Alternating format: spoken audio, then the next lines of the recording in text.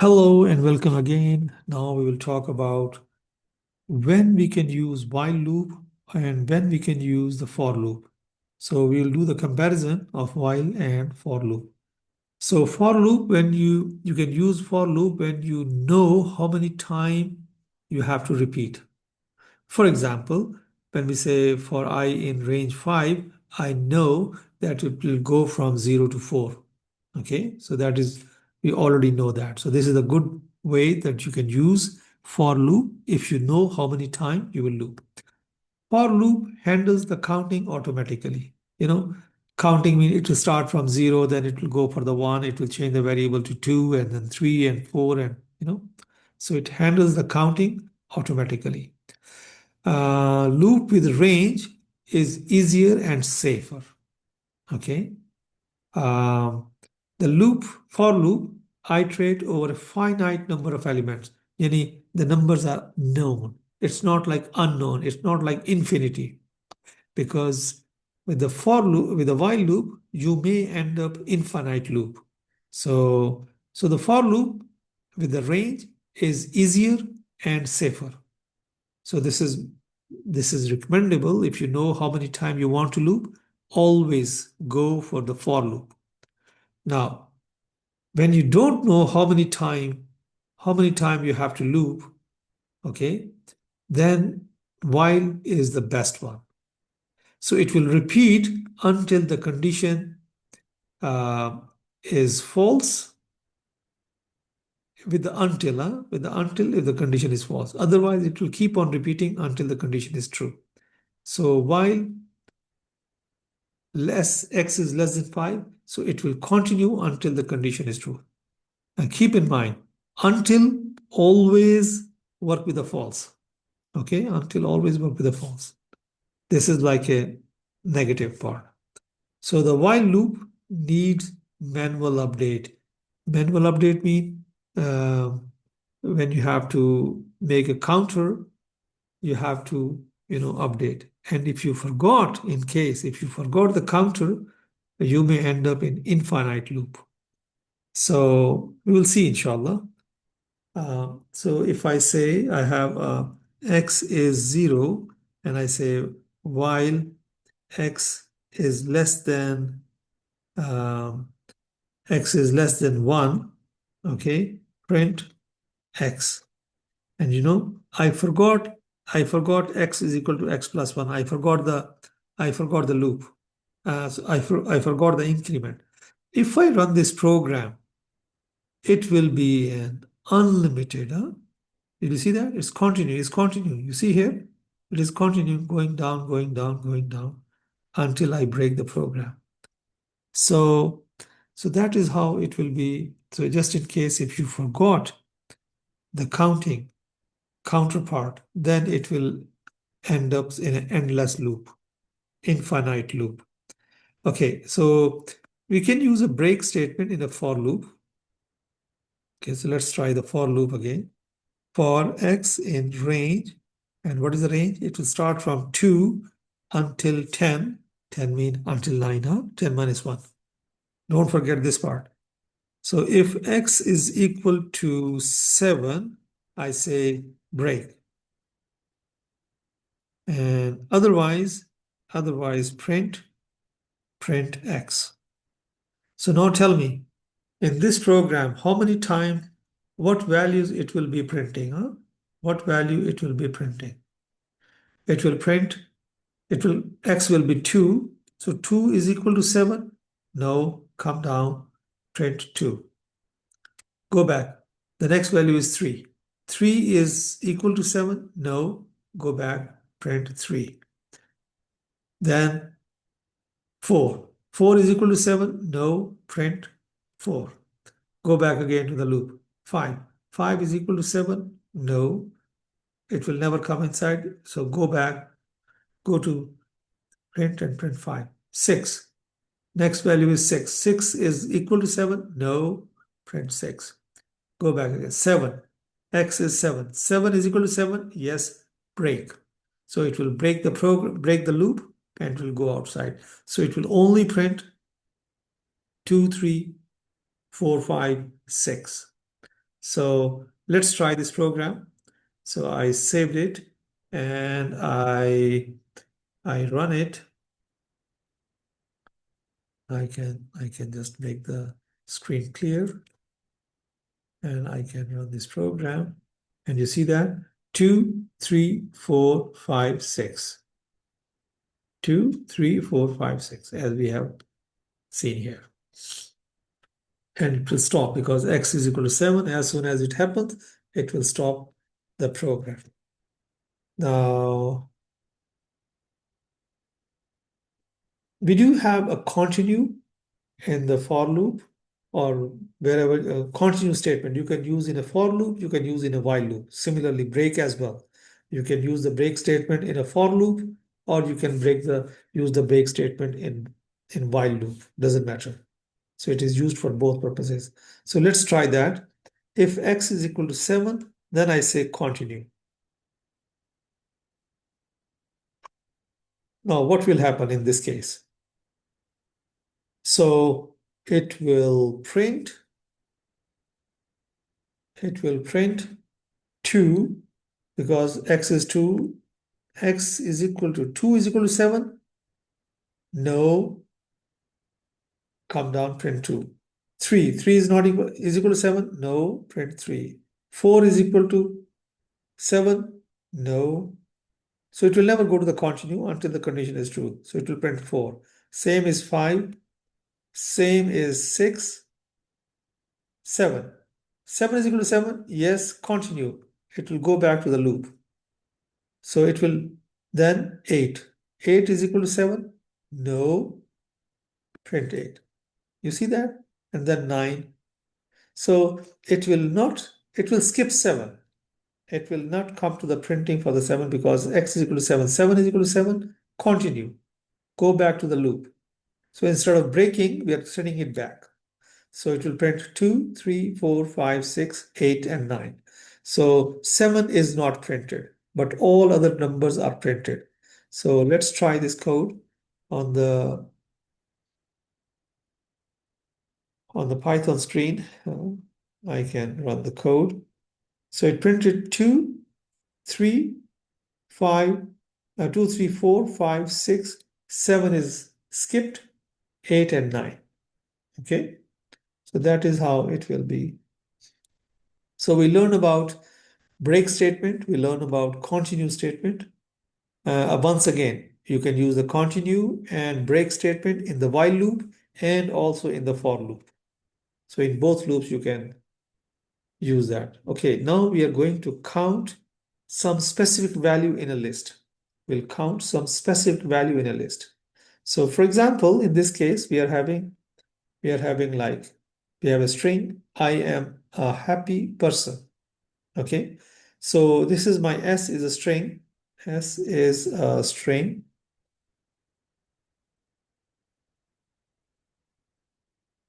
S is a string.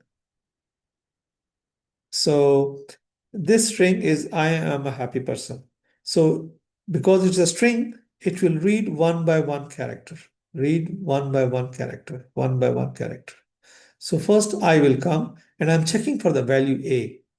I'm going to count how many A's I have in this string. So I has a value I. Oh, okay, yeah. So this I will read the value I. I is equal to A? No. So it will not come in. And then it will go back to this one. The next value is space. Space is equal to A? No. It will not count. Go back again. A, yeah, A is equal to A. It will count A. So 1. Then it will count 2, 3. So the output should be 3. Okay. So let's try. Let's try this code.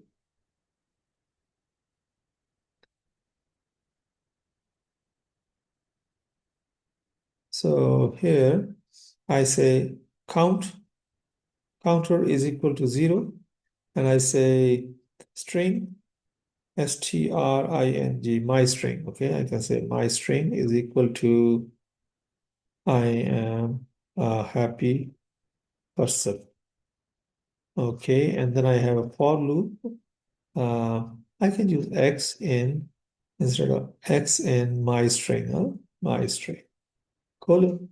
And I say if X is equal to A, I'm just counting the A, colon, counter is equal to counter plus 1. And then I say print counter.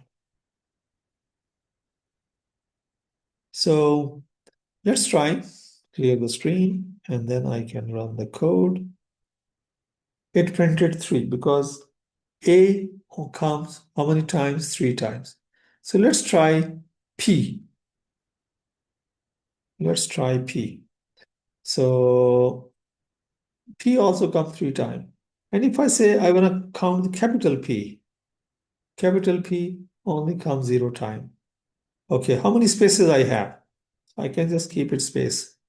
How many spaces I have? So I can try. So you see that spaces are, we have 4 spaces in this. So this is how you can work with the string using a loop. You can count the letter uh, and whatever you want to do. So now we are looking for a maximum value in a string.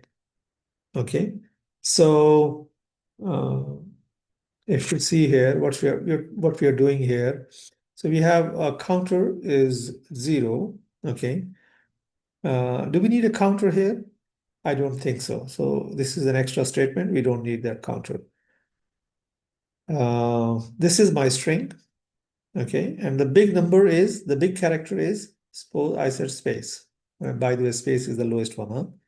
So I'm saying for I in S. So the S will have this whole string. I'll read the one value, one by one value. So I is equal to I. Is I bigger than big? Yeah. That is I is bigger than space. So move the value of I to the big. So big become I. And then move back again. Get the second value, which is space. Is I is space. Is space bigger than big? No. Go back again. A is, the next value is A. So I is A. A is bigger than I? No. Go back again. M. Is M, so next value is M. M is bigger than I? Yes. So replace the value, come inside, and big is now M. Okay? So that is how we will continue one by one, and I believe most likely we'll get big is equal to Y, which is this value. Because all other values are lower than or smaller than, or minimum values are there. So this is the maximum value that we can get from the string. So let's try that code on my, okay. So string is this one, and now I will say if uh, x is bigger than, I'll take a big variable. Big variable is nothing. Okay, is nothing. If x is bigger than big, then I say big is equal to, I'll get the value of x. I'll get the value of big. I'll get the big value into the big variable, and then I'll print the big. So let's try. Let me clear the screen. And then, yeah, the big is y, huh? So it moves through all the values, all the characters in the string, and then it picks the biggest value, that is y. So what happened in this case? It goes through each characters in the string s. It compares each character to the big variable, and if it is big, then it updates the big value. Okay, and then print the biggest character. So the output is y.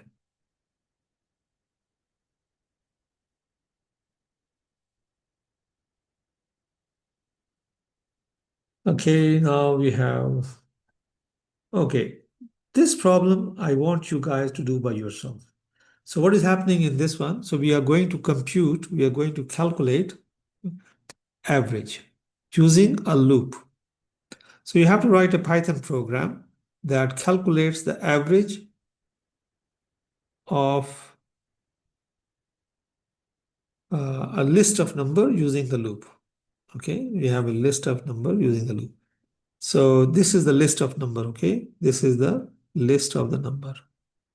So what you have to do, you have to read the numbers one by one and add all the numbers together. And then count how many numbers you have in the list. So first you have to take the addition, and then that is the total, and then divided by how many numbers? 1, 2, 3, 4, 5. Divided by 5. So you will get the average. And then just print the final average. That is, the output should be 76. You're not allowed to use the sum method, okay? And you cannot use the length. Length will give you the length of the, so you cannot use, you have to use the counter, huh? You have to use the loop. Loop to count and loop to do the total. So you cannot use sum method. This is the restriction. You cannot use the length method to count the length of the list. Okay, so find the largest number. This is another example. You have to, largest example using the loop, largest number using the loop. So what we will do is, so we have,